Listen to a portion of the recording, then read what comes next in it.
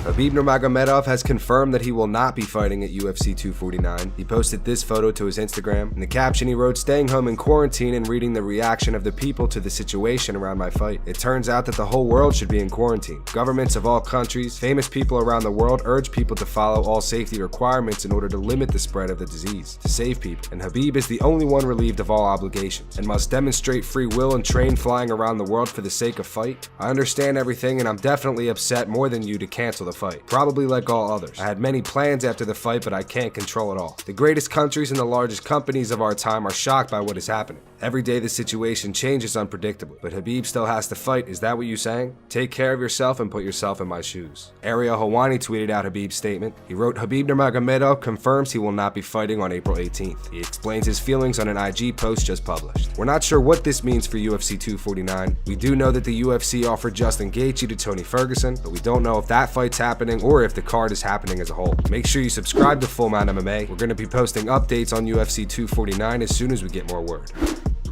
Kamaru Usman on Instagram Live speaks on being offered to fight at UFC 249. He also says that Jorge Masvidal refused to fight him on short notice on the card. So I text Dana directly, and I told Dana, I said, "Dana, you know, I understand situations are going on, but guess what? I haven't really been training like that, but I'm willing to come in and I'm willing to save that event. I'm willing to save it because people at home, people don't have anything to watch right now. People need some entertainment. People want to see this fight. And of course, my fight, people want to see, you know, me and you know, fake ass journeyman Masvidal. People want to see that fight. So I'm like, all right, people want to see the fight. All right, let's do it." I texted Dana. I said, "Dana, let's do it. April 18th. I got your back. Let's do it. I'm gonna save this event." And Dana texts me the fist emoji, just fist bump, fist bump. All right, let me work on that. Yeah. You know? So then, of course, I'm contacting my manager. You know, that's my brother Ali. You know, I'm texting my brother and I'm, "Hey, what's going on? What's the latest?" Because I'm keeping up. What's going on? What's going on? He messaged me back and he said they've been calling him. They trying to locate him, but his management team said they can't locate him. His management team said they couldn't locate him. So I'm like, all right, I'm gonna give him some time. 24 hours go by. I mean, this is obviously it's sensitive. It's a time, you know, needs to happen. 24 hours go by. They hit me back. Oh, he said he hasn't really been training. That he's not willing to fight. He's not willing to take the fight. I'm like, what? They're like, he said he's not willing to take the fight. To the point where this drove me so crazy, I went back to look at all his interviews. All the interviews. Remember we did the interview before Conor's fight that week. We did an interview. And he said what? He said, "Yeah, I had my hands checked out in New York. I'm definitely ready by April." And then I don't know if it was you or Kevin Ioli or someone asked him. Conor said he wants to fight in March or something like that. He's not willing to wait. So he said, "Okay, well, if the right, you know, and with his fake voice that, you know, this fake Tony Montana voice, well, if the right deal was presented to me, you know, in March I can take the fight, you know." Now the opportunity arises. They're giving you a chance for everything. The pinnacle of the sport for the title. He said he hasn't really been training like that. He don't want to fight. After it took them 24 hours to them to just locate him, to find him. And so I'm calling them and I'm asking what's going on. They said, "Nah, the fight's not gonna happen." He said he can't take the fight. And so they of course, I knew it was gonna. I knew, and this is how we knew. Ali told me. He said, "You want to kill this guy for not taking this fight? You should kill this guy right now." And I said, "You know what, Ali? That's not my style. I'm not to get on there and start talking about this guy and this and that. He don't want to take the fight. He's not ready to fight. All right, more power to him."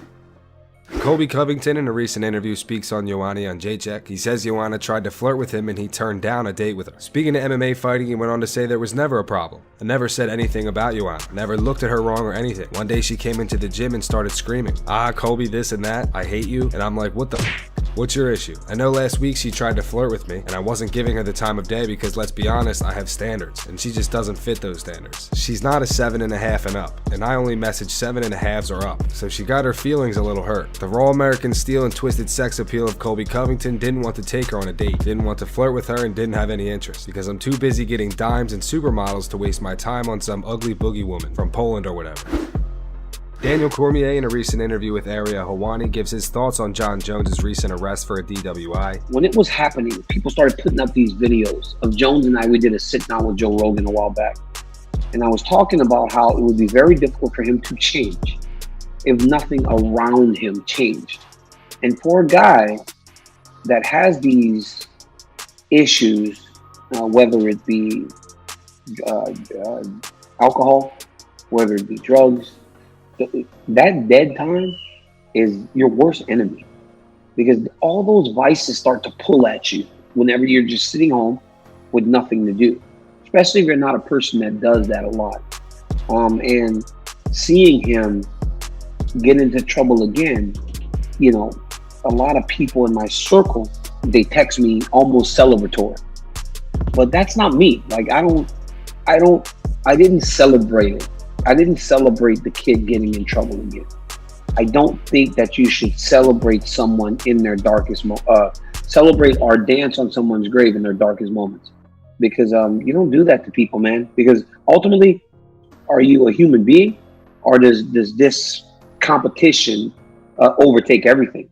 And I didn't find any joy in seeing that kid. Or the guy, I mean, at 30, he's now the man, 32 years old. And I used to call him a kid when he was 23.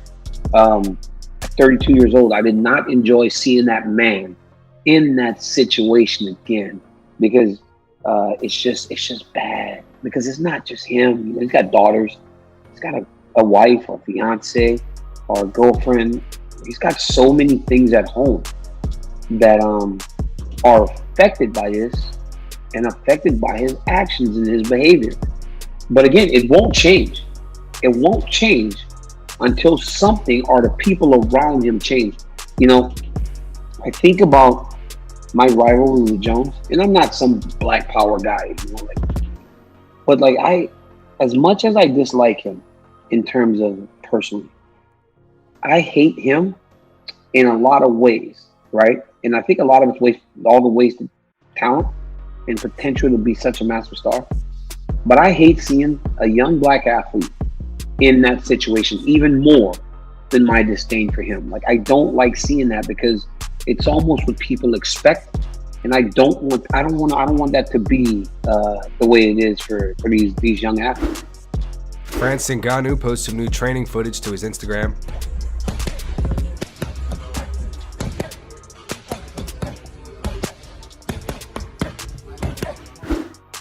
Kenny Florian on the Anik and Florian podcast speaks on the potential fight between Conor McGregor and Justin Gaethje. He says that a win over Justin Gaethje will be the win that will get him the fight with Khabib if he remains the champion.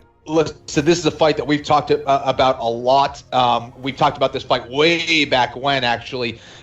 This is one of the biggest fights you can make, not only from the standpoint of two guys that are big names in the UFC, but their styles. Gaethje is a guy that you know is going to come forward. He's going to look for the knockout. Conor McGregor is going to do the exact same thing. It is the ultimate pressure fighter versus counter fighter style matchup. And I think it's a fight that makes a lot of sense for both guys. You know, I think for Conor, if you go out there and you have an impressive win against someone like a Justin Gaethje, I think that would be the win that would get him that rematch against Khabib Nurmagomedov, should he continue to be the champion. If it's Tony Ferguson, then obviously that would be a fight that hasn't happened before and would warrant him that title shot as well. You know, I think it's a tremendous fight for Gaethje as well. You go out there and you beat, you know, the biggest star in the sport. That is huge. Everyone loves Gaethje, the way that he fights. That's the fight that needs to happen.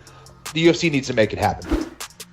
And Michael Bisping on the Believe You Me podcast gives his thoughts on why Justin Gaethje is the perfect replacement for Khabib. With Khabib Nurmagomedov unable to leave Russia due to travel restrictions, Tony Ferguson has been offered a fight against top contender Justin Gaethje. That's from ESPN MMA. Apparently, he's been offered it officially.